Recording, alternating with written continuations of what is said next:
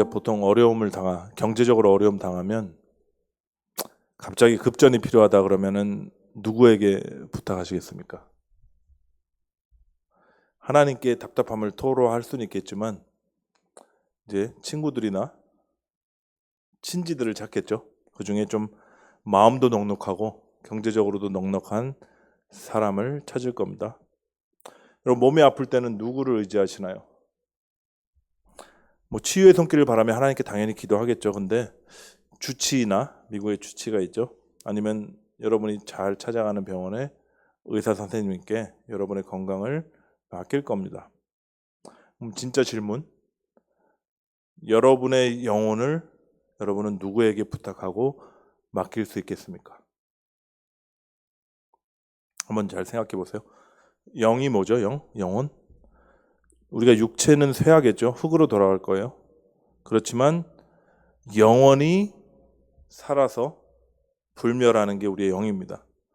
무슨 말이냐면 나의 진짜 본질이자 나의 진짜 나라는 말이죠.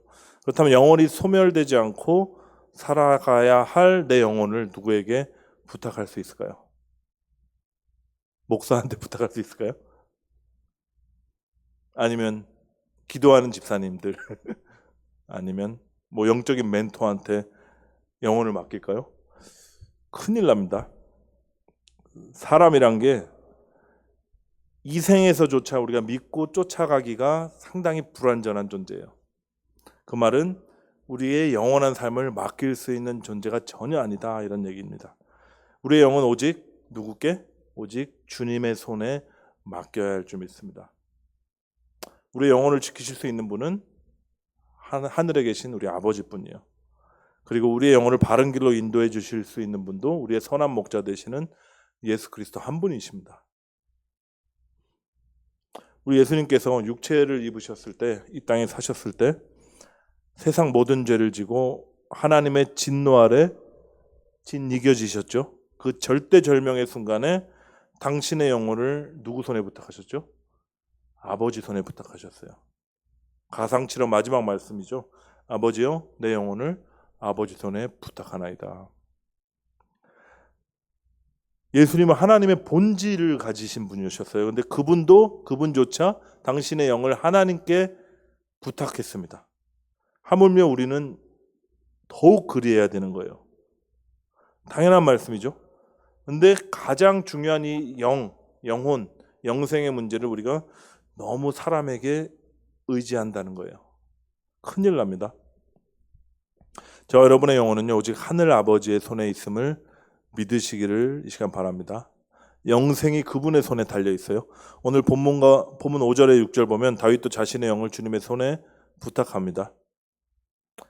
허탄한데 마음을 두는 인생들에게 맡기는 게 아니라 오직 여호와만을 의지한다, 이렇게 얘기해요. 내가 나의 영을 주의 손에 부탁하나이다. 진리의 하나님 여호와여, 나를 속량하셨나이다. 내가 허탄한 거짓을 숭상하는 자들을 미워하고 여호와를 의지하나이다. 우리가 사는 세상은 어찌 보면 굉장히 허탄합니다. 쉽게 얘기하면 눈에 보이는 것들을 쫓아서 우리가 살아가지면 사실은 다 일시적인 것들이고 다 사그러질 허상뿐이에요. 그 인생 가운데 때로는 죄에 넘어지고 한참을 헤매기도 하고요. 때로는 사방이 우겨쌈을 당한 것 같이 여러 가지 관계나 여러 가지 환경의 어려움 가운데 힘들어하기도 합니다. 근데 여러분, 외부적으로 이렇게 압력이 들어올 때가, 어려움이 찾아올 때가 힘들까요? 아니면 나의 어떤 죄 때문에 내가 넘어져서 손가락질 당하거나 하나님께 징계를 받는 것 같이 느껴질 때가 더 힘들까요? 제 경험을 보면 후자가 훨씬 힘듭니다. 후자가 힘들어요. 오늘 시편 저자인 다윗도 그랬던 것 같아요. 다윗이 그 대적에게 쫓김을 당해서 광야를 헤맬 때만 해도 하나님 앞에서 굉장히 당당한 모습이었습니다. 근데 자신의 어떤 추악한 죄 때문에 주님이 얼굴을 가리신 것처럼 그런 상황에 처하니까 이 천하의 다윗도 완전히 낙담해버려요. 오늘 본문에 보니까 여호와여, 내가 고통 중에 있사오니 내게 은혜를 베푸소서, 이렇게 얘기하고요. 근심 때문에 눈이 쇠하고 영혼과 몸이 쇠하였나이다, 이렇게 얘기하고 내 일생을 슬픔으로 보내며 나의 연수를 탄식으로 보내며 내 기력이 나의 죄악 때문에 악하여지며 뼈가 쇠하는도다 이렇게 얘기해요. 영과 몸이 쇠하는 고통을 마치 자기 뼈가 쇠하는 것처럼 같다고 이렇게 표현합니다. 우리식으로 얘기하면 뼈를 깎는 그런 고통 가운데 지금 처한 거예요. 근데 혼자만 알고 있는 은밀한 죄 때문에 양심의 찔림을 받고 괴로워하면 그나마 다행인데 그 정도로 끝나지 않은 것 같아요. 아마 그의 죄가 세상에 낱낱이 알려지게 된 것 같습니다. 그때였지 않나 싶어요. 충신 우리아의 아내를 범하고 그를 죽인 파렴치한 그 죄가 신하들에게 알려졌거든요. 근데 사람이 이제 입단속을 잘 안 하잖아요. 그러니까 백성들에게도 퍼졌던 것 같습니다. 당연히 대적들의 귀에 들어갔고 대적들에게 비밀을 큰 공격거리를 준 것이죠. 아니나 다를까 사람들이 이제 다윗을 욕하기 시작하고요. 피하여 다니고 이를 들이대면서 그를 죽이려고 합니다. 내가 모든 대적들 때문에 잘 보시면요. 욕 먹고 내 친구가 놀랬고요. 사람들이 나를 피하였나이다 이렇게 나와요. 마치 잊어버린 자처럼 됐대요. 사람들이 제일 두려워하는 게 그거거든요. 내가 잊혀질까 봐. 죽은 자를 마음에 두지 아니한 같고 자기가 깨진 그릇처럼 됐다고 합니다. 무리의 비방 들었고 사방이 두려움으로 감쌌대요. 나를 치려고 함께 의논할 때 내 생명을 빼앗기로 깨어났나이다 이렇게 얘기해요. 여러분 이 탄식을 들으면 다윗의 두려움이 이제 좀 실감이 나십니까? 근데 우리도 주님을 따르다 보면 때로는 두려움에 쌓일 때도 있고 절망감이 들 때도 있어요. 특별히 언제 그러냐면 주님을 참 닮고 싶고 그분의 뜻에 합하여 살고 싶고 주님 안에 거하고 싶지만 우리가 자꾸 반복적으로 넘어지는 거예요.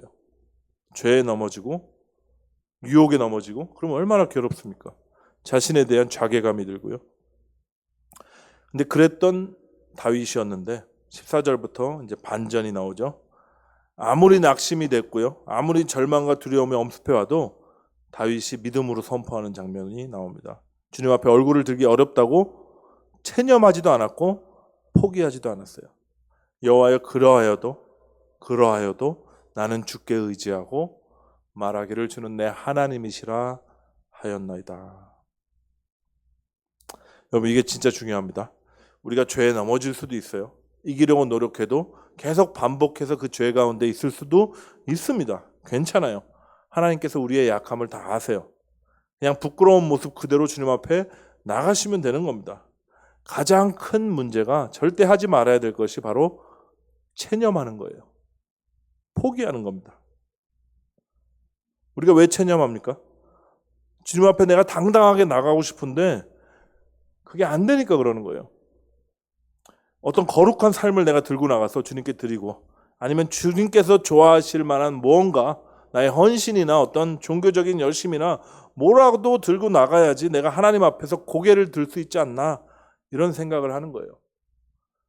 이게 절로 드는 생각이 아니라 이게 세상 가운데 우리가 찌들어서 나오는 생각입니다. 그리고 굉장히 악한 생각이에요. 왜냐하면 부끄러운 모습으로 연약한 모습으로 나가서 누구 앞에 심지어 하나님 앞에서도 내가 발가벗겨진다는 게 싫은 겁니다. 여러분 지난 주일 설교 때도 말씀드렸지만 하나님은 우리의 존재 자체를 그냥 사랑하세요. 뭐 볼 게 있어서 사랑하는 게 아니라니까요. 다른 게 없어요. 우리의 존재 자체를 사랑하시는데 저와 여러분의 영혼이 이미 하나님의 손 안에 있는 것입니다. 무슨 의미냐면 하나님께서 죄와 허물로 죽었던 우리의 존재를 그리스도의 생명으로 살리셔서 이미 우리 영혼을 품으셨다는 얘기예요. 그분은 우리의 존재 자체를 변화시켰듯이 우리의 삶을, 우리의 성품을 또한 지금 만들어가고 계십니다. 지금 이렇게 부족하고 못나 보여도 내가 아무리 결심해도 또 넘어지지만 이런 나를 주님 보시는 것이 아니라 내 안에 계신 완성되어질 그리스도의 형상을 보시는 거예요. 그리고 우리를 변화시켜 나가십니다. 로마서에 보면 이런 말씀이 있거든요. 로마서 8장 같이 읽을까요? 시작. 하나님이 미리 아신 자들을 또한 그 아들의 형상을 본받게 하기 위하여 미리 정하셨으니 이는 그로 많은 형제 중에서 맏아들이 되게 하려 하심이라.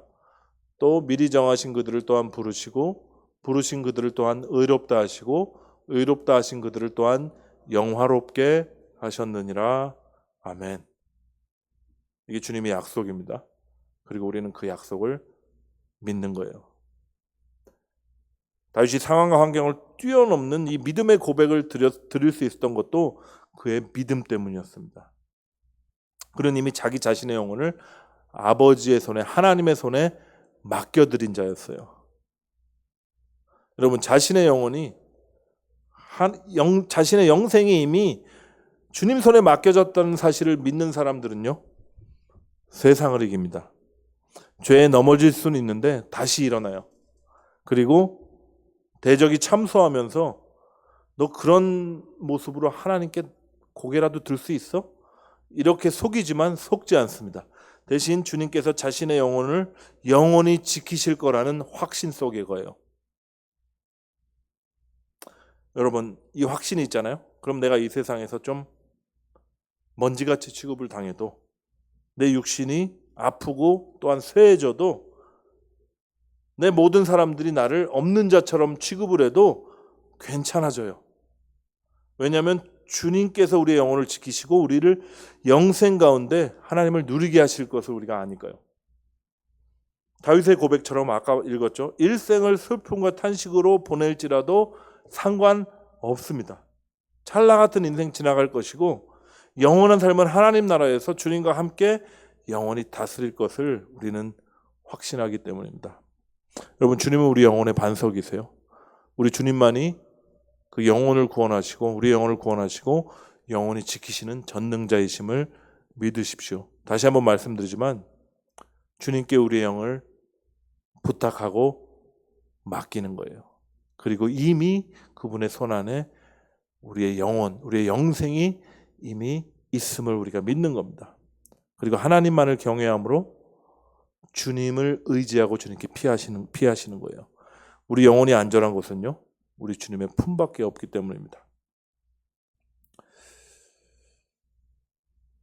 쉴 새 없이 이제 많이 찾아오는 것 같아요. 여러 삶의 문제들도 찾아오고요. 용기도 없어질 때도 있고, 또 주님을 닮고 싶은데 여전히 계속 넘어질 때도 있고요. 낙심이 되기도 합니다. 몸이 아프면 믿음도 약해져요. 그래서 짜증이 나고 원망이 나기도 해요.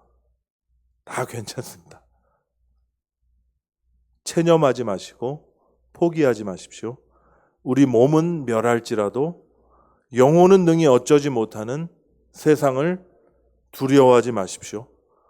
질병이나 고난도 두려워할 필요가 없습니다. 우리 영혼을 우리 주님께 온전히 맡겨드릴 때 우리를 지키신다고 약속하신 그 약속 믿고 주님을 바라보는 거예요. 그리고 그분이 우리의 마음과 생각까지 지키셔서 우리 안에 감사와 기쁨을 회복시키시는 것을 우리가 경험하는 것입니다.